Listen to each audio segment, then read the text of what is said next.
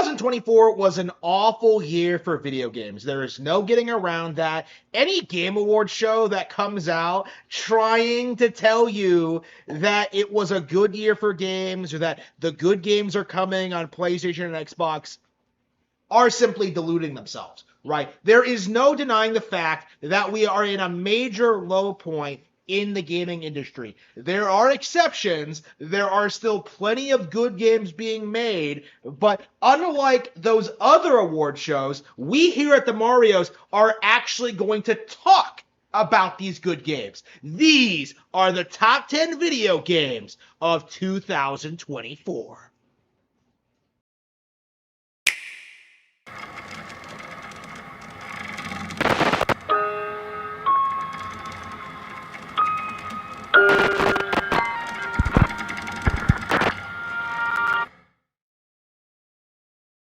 Every year, we see Nintendo fans try and complain about not getting enough new entries and old IPs, and for Nintendo being too child-friendly, too kiddie. Where is the deep, dark, story-driven games aimed at a mature audience?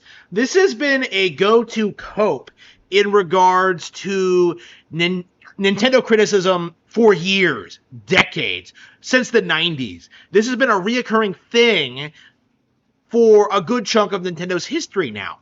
And it's really interesting to see what happened when Nintendo actually decided to put out a particularly dark, story-driven experience. The fans in general rejected it. Emio the Smiling Man was rejected the instant that people learned what it actually was. This had a lot of real momentum and hype behind it when people had this misguided idea that this was somehow going to be Nintendo Silent Hill, but upon being informed that it would be a Famicom Detective Club game, everyone lost interest, exposing all of these people as being complete and total frauds. Famicom Detective Club has a long history of pushing forward storytelling in games. It's exceedingly popular in its home country of Japan, and its re-releases have done really, really well. Now, you saw a lot of people disputing this when Emio came out. You saw a lot of people trying to gaslight you into thinking the remakes failed and that nobody wanted this, but it's safe to say that Emio not only has succeeded, it has actually become a cult franchise among Nintendo fans. We're at the point now that the Famicom Detective Club does have an audience in the West. And it is entirely because of how high quality Emio, the Smiling Man, actually was. This is by far the best of the three Famicom Detective Club games on the console. Considering the circumstances in which it was made, considering the new writing staff that was brought on, considering this is a team outside of Nintendo, some visual novel company called Black Mages, considering the new writer brought on board to work with Sakamoto on one of his iconic brands, it's safe to say that Emio is successful enough to the point that we can indeed expect a sequel. And like all great mystery series, the more and more popular these sequels become, games like Emio, and especially the first two, will become more and more relevant and beloved. Now, the reason I bring all this up is because much like Tears of the Kingdom and Super Mario Bros. Wonder last year, a lot of people have this mindset that Emio is a failure, that nobody cares about it, that it's not going to go anywhere, that this isn't a big deal, that this isn't even really a game, I've heard certain people come out with. And this really is a disrespect to the genre, to the game, to the developers, to Nintendo as a whole, to Sakamoto, right? This is a game that excels at everything it tries to do, which is to create a compelling mystery in the video game format. And it does so exceedingly well. Although I still feel that Ace Attorney is the peak of this kind of genre, of this kind of mystery solving thing, when you really look at its roots, a lot of its influences did come from Famicom Detective Club. And there are things about Famicom Detective Club that sets it apart from Ace Attorney in a really interesting way. For example, the fact that the setting is more grounded, the fact that it's somewhat more realistic, it's a lot more low key, it has a lot much slower pacing. That really adds a lot to the experience, where you don't necessarily spend a lot of time being bombarded with a bunch of different unrelated mysteries. You have one core mystery that you try and unravel throughout the game. You meet new characters, you follow up on leads, you interact with your other people in your office. It feels like an actual detective experience. It feels much less streamlined than Ace Attorney in a lot of ways, and it makes it feel a lot more real. And as a result of that, you end up getting a lot more invested in the characters than you would have otherwise. And there are certain things about the characters that, do need to be said. Emio specifically is a really interesting figure in the Nintendo canon. And I also found myself really enjoying characters like Junko, who really showcase Sakamoto's ability to create really compelling, interesting characters that go in places that you wouldn't necessarily expect from them.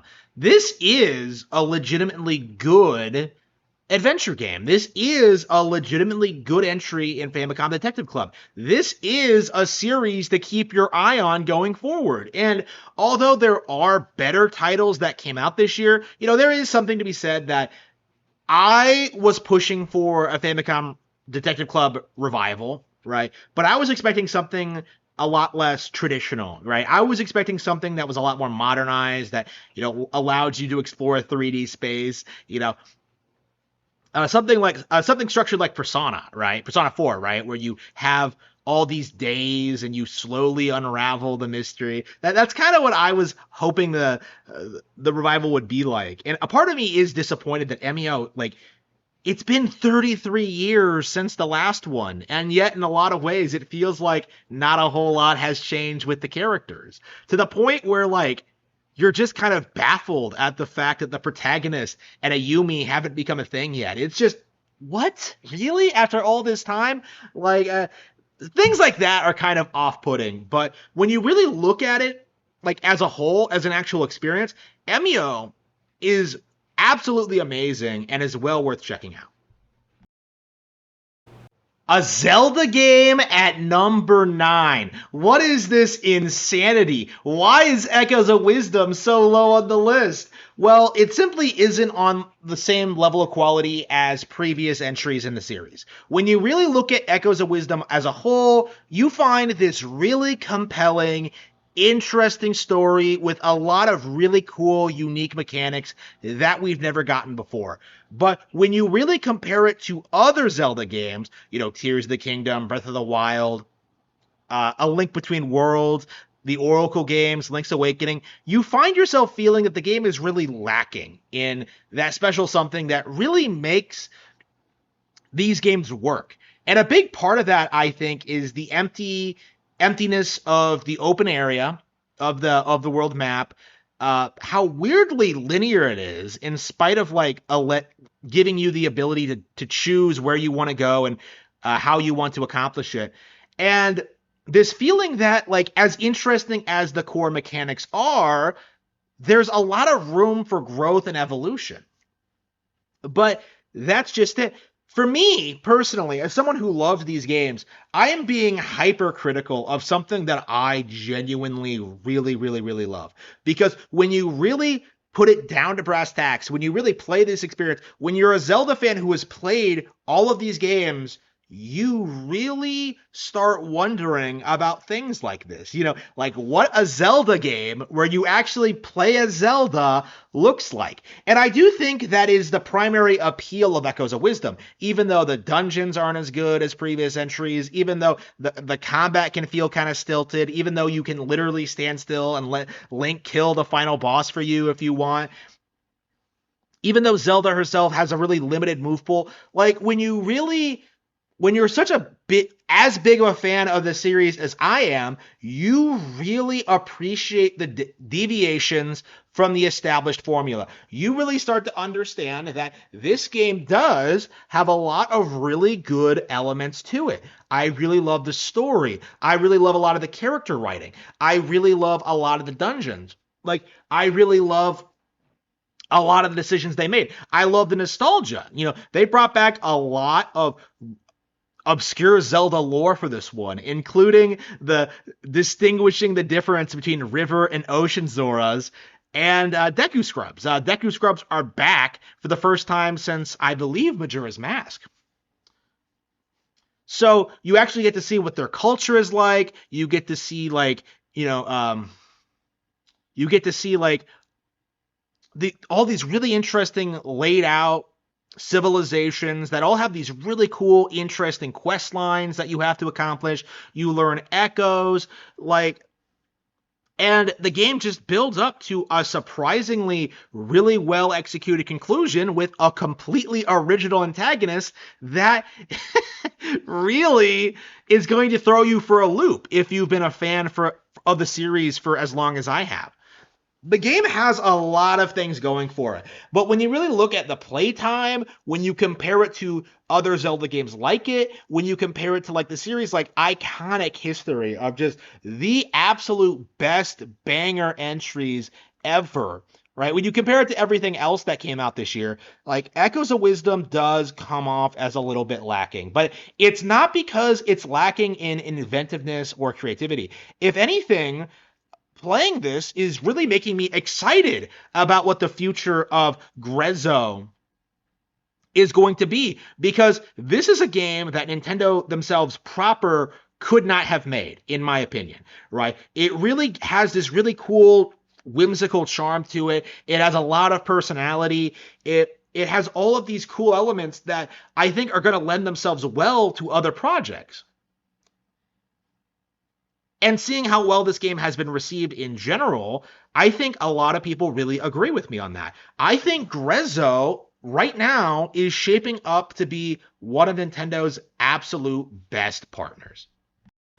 I feel like most fans of Japanese RPGs are over the moon about Falcom's Trails series, Kiseki, because of its elaborate, sprawling JRPG storyline that carries over several games. But for me personally, though, I've leaned much more heavily into the developer's sister series, Ys, which I believe has a much longer history and much stronger legacy.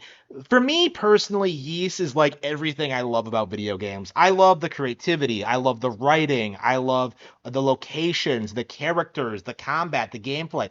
Every time I see a new Ys game, I'm baffled by how much creativity they're able to shove into something that really should be a played out concept. Ys 8 is a really good example of this, in which you wash up on a desert island and the way things unravel are just completely different than you might expect. It really gives a lot of interesting character motivations. It develops in a way you don't expect. It really makes you care about everything that's going on.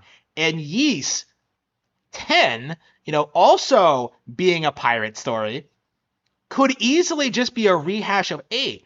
But instead, you get something that's, instead of a castaway story, it's more about Vikings and their culture and them trying to relate to other people and patrolling the seas and getting into scuffles with this new emerging threat, and Adol, the protagonist of the series, getting involved in it for one reason or another. This stuff is standard JRPG fare in a lot of ways, but in my opinion, I really genuinely don't think that anyone does it as well as Ys.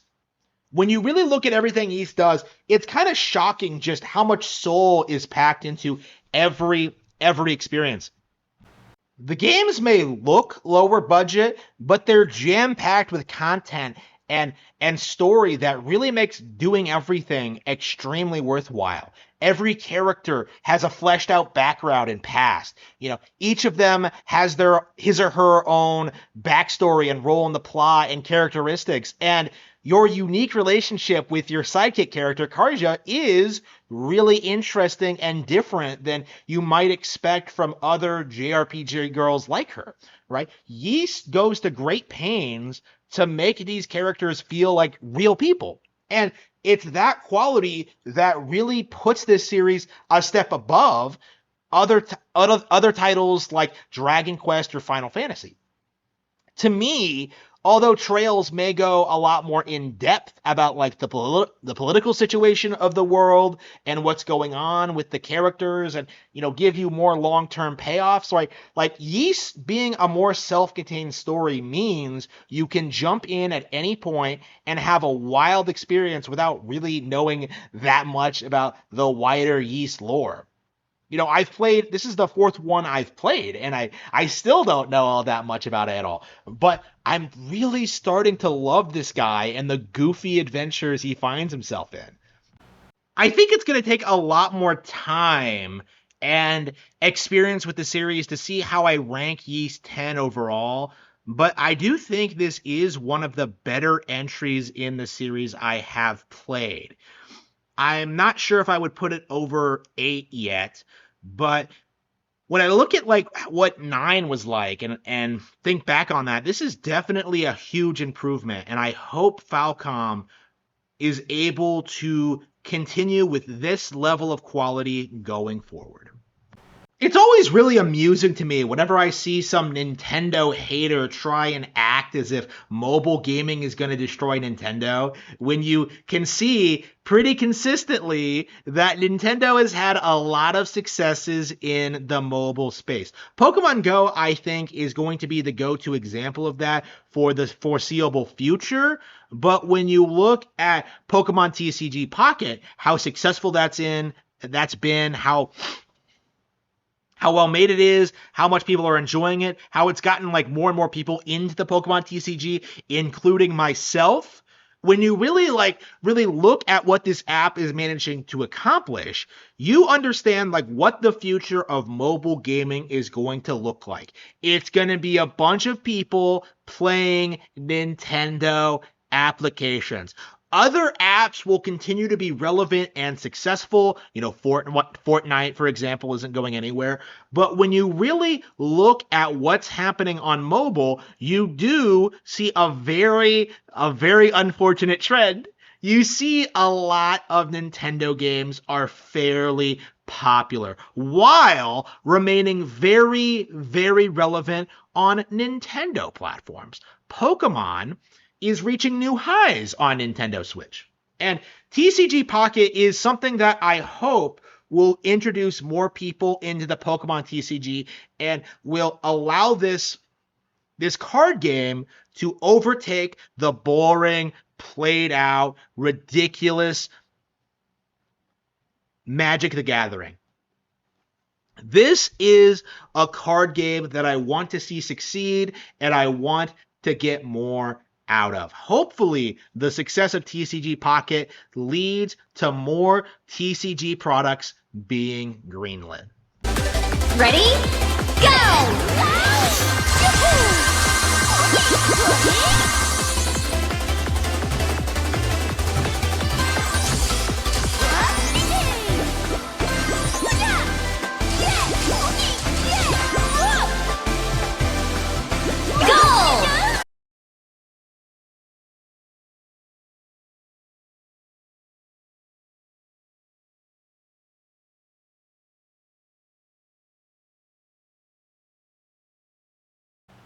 I bet Tajiro Nagoshi is crying himself to sleep every night, seeing Monkey Ball come out of hibernation and dominating on Nintendo platforms after spending over a decade doing everything he possibly could to undermine this series, to the point where I, in spite of wanting to get into the game since I was a kid on the GameCube, not being able to get my hands on any of them.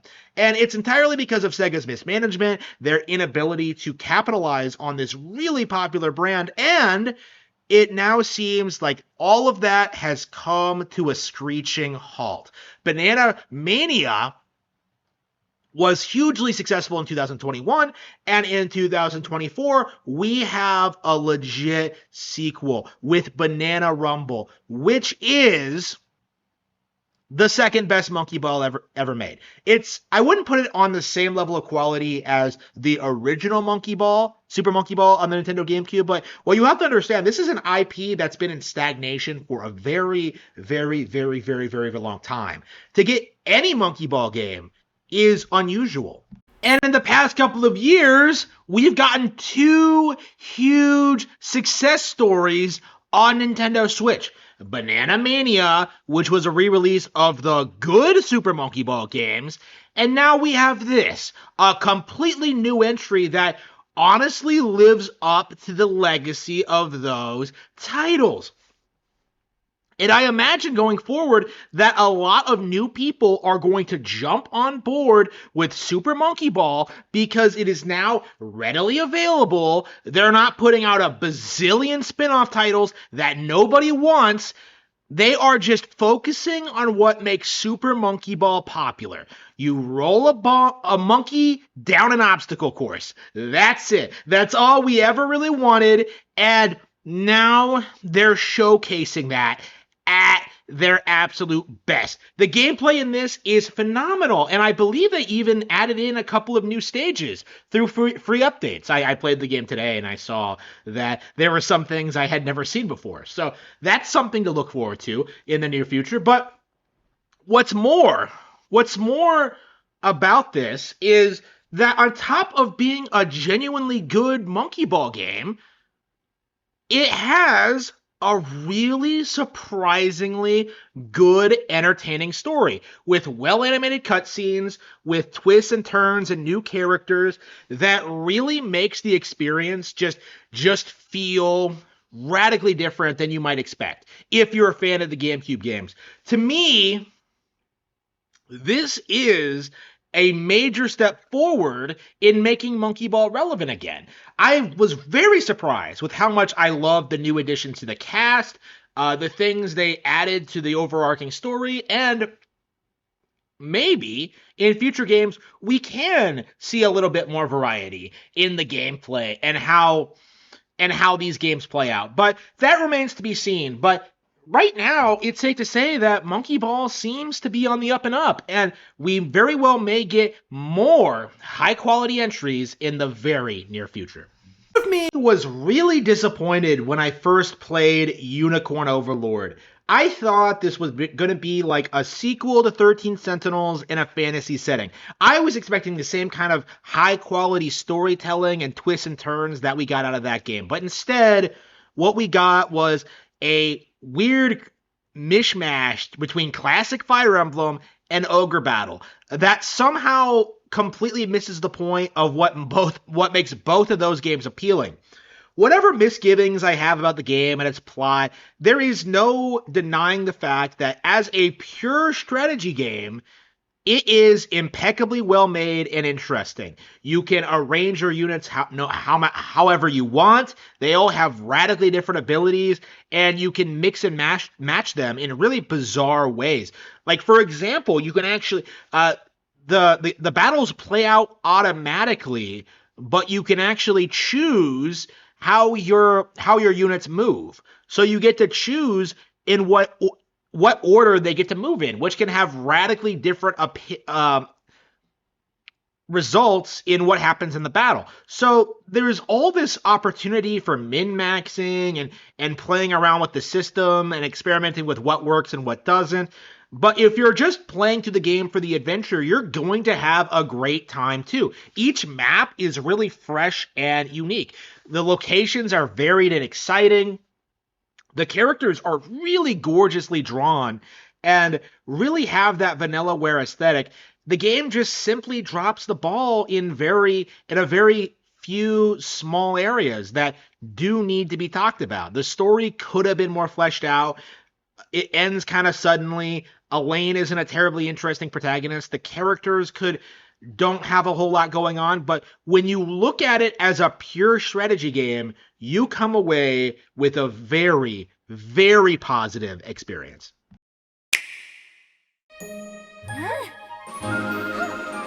And now, throughout all of 2024, I was telling people that Princess Peach Showtime would be my game of the year. And if it wasn't for the fact that the top 3 entries literally came out in the last 3 months of the year, I would have had no qualms about this. This is an extremely underrated gem that people really need to pay attention to.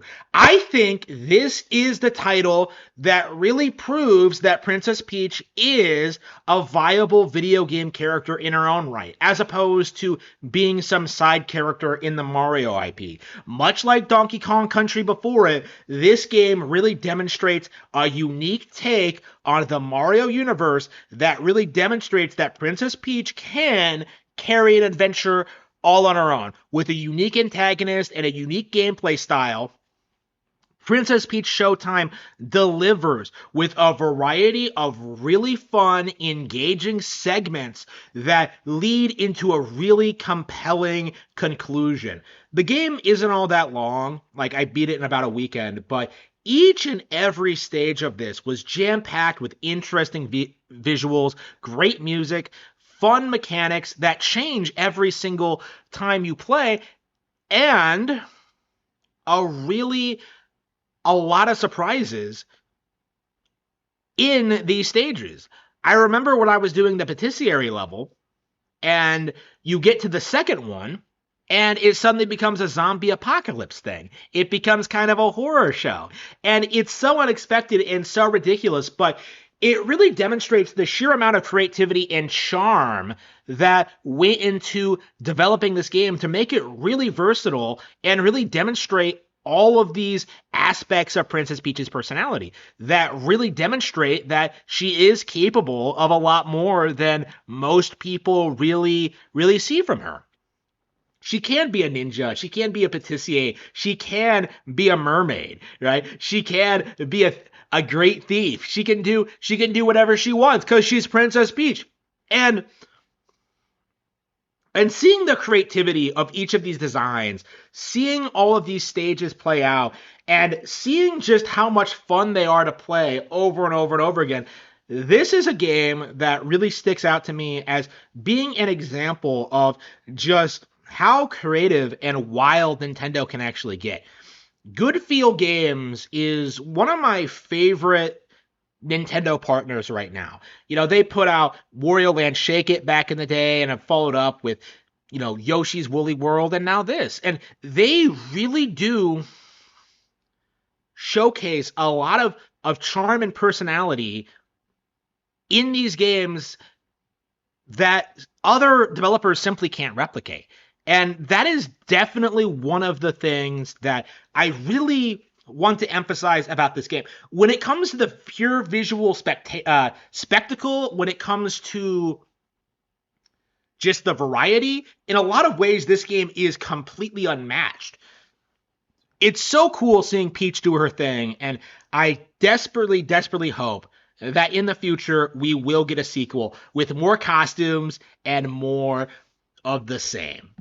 Ace Attorney Investigations 1 is not on this list. It's one of the worst Ace Attorney games ever made. Hated every moment of it. There's nothing good about it. The new characters are lame. The cases are lame. Like, they all have these crazy plot holes. Like, the villain essentially is just some guy abusing his extraterritorial rights, right? Investigation 1 was terrible. An absolute low point for the Ace Attorney franchise. However, Ace Attorney Investigations 2, a direct sequel that takes place 2 weeks after the original, somehow became the best game in the series. How does this happen? How do you go from an extremely amateurish basic plot that made no sense in the original game to this incredibly riveting, well-constructed, engaging title that really harkens back to the very origin of the franchise? Because unlike a lot of really modern Ace Attorney games in which they try to pretend the original games didn't happen, they try not to spoil it for you, like characters don't return and do anything, Investigations 2 manages to blend in, introducing compelling new characters while keeping iconic old ones very relevant in very surprising ways. Manfred von Karma has not been relevant in a very long time, and yet he plays a very pivotal role in this game, right? You see Miles struggling with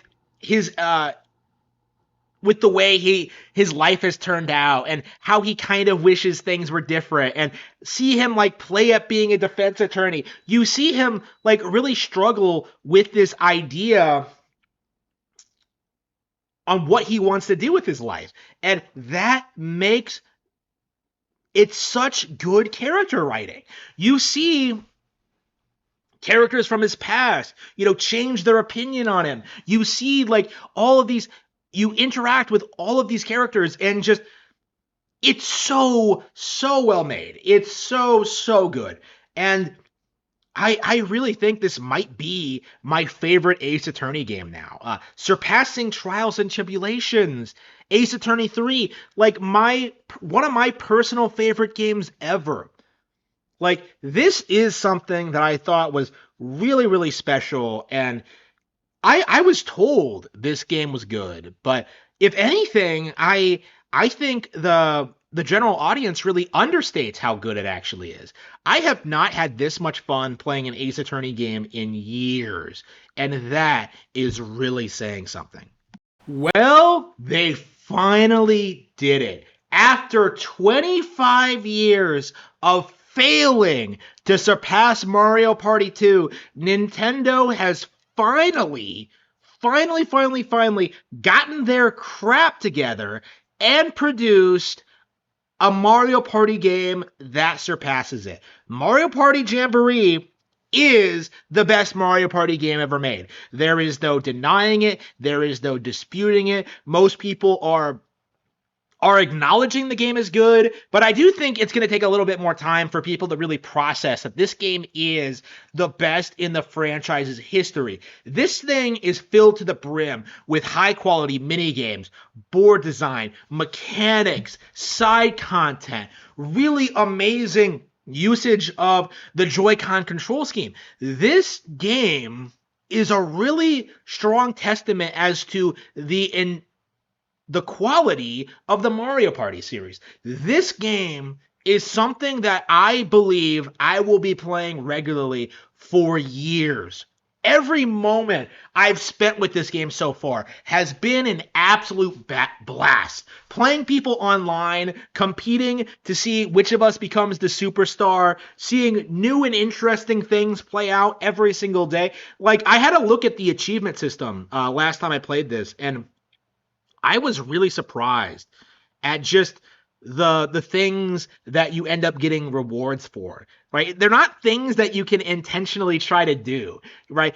In order to like 100% this game, to get every reward and to get every achievement, like, it's going to take a lot of repetition, a lot of practice, simply to get the results you want, right? Like, in all likelihood, the crazy things that you need to do are going to happen by accident, right? This is a game that I think a lot of people are going to put hundreds of hours into.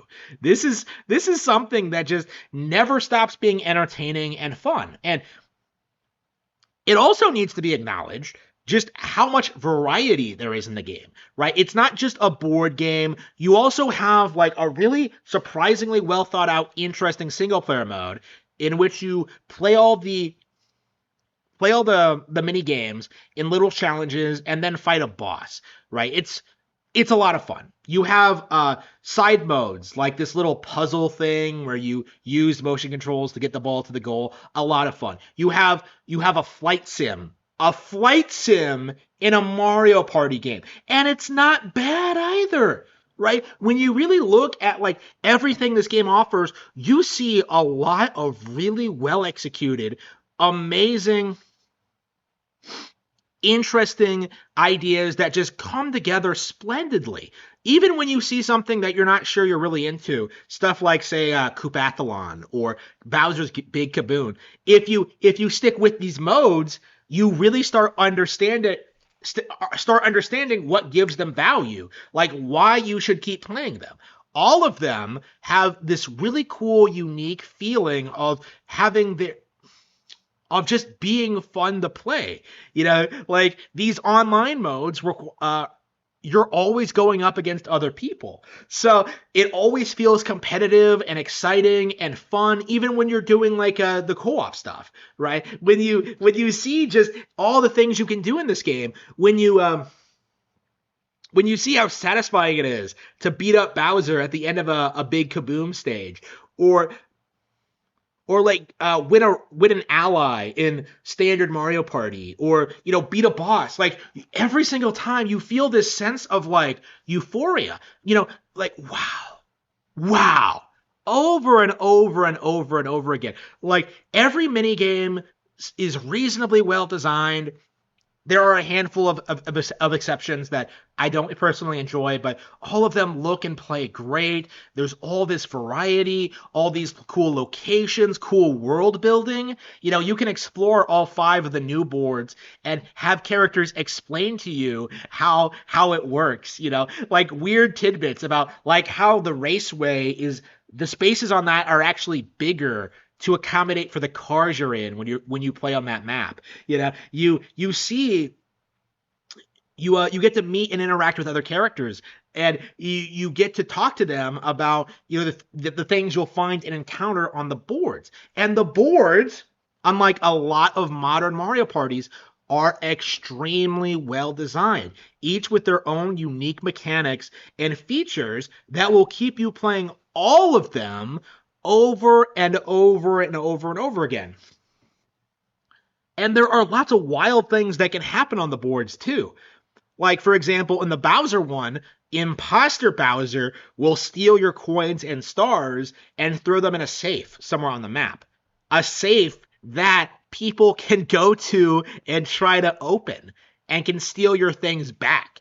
I haven't been in a position where I've been able to pull it off yet, but simply the fact that it's possible is a really exciting possibility for the future of my play on that board, right? And that isn't the only thing that can happen. There's so much going on in these games. So much skill goes into playing them. Not just the mini games, but the boards themselves. You really get the sense that like ND Cube has put out a straight up masterpiece. Not only one of the best games of the year, but one of the best games on Switch, period, in my opinion. This is something that should be celebrated. No, I'm just kidding. Here's the real game of the year. It's interesting. I predicted this game would be announced at the last Nintendo Direct. I said that I was really eagerly awaiting this release. When they showed it off, when we saw that opening cutscene, when we saw the gameplay, when we saw the new characters, I was very excited about this right off the bat. But I could not have possibly imagined that not only is this a really, really good Mario and Luigi game, it would turn out to be the best game in the series by far, the best Mario RPG ever made, the game of the year, and now that I've done everything in it, seen all the story bits, gotten to the end, beaten the final boss, connected all the islands, done everything in the game, it is now one of my favorite RPGs on Switch. This game was an absolute masterpiece and far exceeded my expectations in every way, shape, and form. right now we're kind of in this weird period where I think the majority of the gaming public hasn't played through the game and doesn't necessarily know how good it is, but I've been seeing more and more people lately come out and say that this game is phenomenal. This game was criminally downplayed when it first came out last month. And now that people have been able to sink their teeth into it and really understand what the developers were trying to do, people are beginning to realize just how special this game actually is. This is not just another Mario and Luigi game. This is a title that really, truly doubles down on everything great about the RPG genre. The feeling of progression, of meeting new characters, uncovering cool new story bits, finding these cool and exotic locations, all with their own unique ecosystem, enemy types, people living there, having this really cool feeling of building connections between different people, which leads into the core theme of the game to the point where the antagonist specifically doesn't want that. The game does a great job building up its core themes and ideas in a way that a lot of people really, really don't understand right away. A lot of people have commented on the slow pacing of the game and have tried making it out to be as if that's a negative, but in actuality, when you actually play through the entire game and meet all the characters and see everything that happens, you really start to understand that you have just spent 40 hours spending a ton of time getting to know these people, understanding them, interacting with them, having deep, complex relationships with them.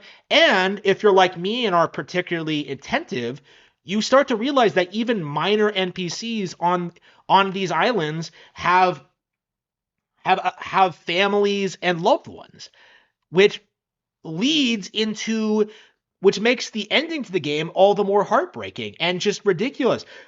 This is something that a lot of people haven't really acknowledged about this game yet, but the fact of the matter is, the antagonist of Brothership, the real one, not the decoy one you see throughout, the real antagonist of Mario and Luigi Brothership is, in a lot of ways, one of the single best Mario antagonists we've ever gotten. The design is scary, what he intends to do is scary, and trying to stop him feels like an actual challenge, something that takes like a lot of effort on part of the protagonist, not just Mario and Luigi. Like every character you've met has to come together and do their best to try and stop this thing. And Mario and Luigi, as strong as they are, can't really do it on their own. And that is what makes the game so spectacular. That it really goes to great lengths. That although Mario and Luigi all are the protagonists, it really demonstrates very well, very strongly, more than most other RPGs I've ever played, actually, that every single person in the world is important. Not necessarily in regards to the plot, but in regards to their community, their family, their loved ones, their friends, everyone around them. Their bonds are important to someone. And you see this theme play out throughout the entire game. And it's so satisfying at the end. I don't think I've been so choked up at the ending to an RPG since I finished Dragon Quest VII, back in like 2017. And that's gone on to be one of my favorite games ever. This is a game that I think is going to stand the test of time as being one of those RPGs that are remembered as one of the all-time best. I would put this up there with like Final Fantasy VI and Earthbound and stuff like that. This is the stuff that great video games are made of. Right? This isn't just the best game of the year. This is absolutely one of the best games on Nintendo Switch.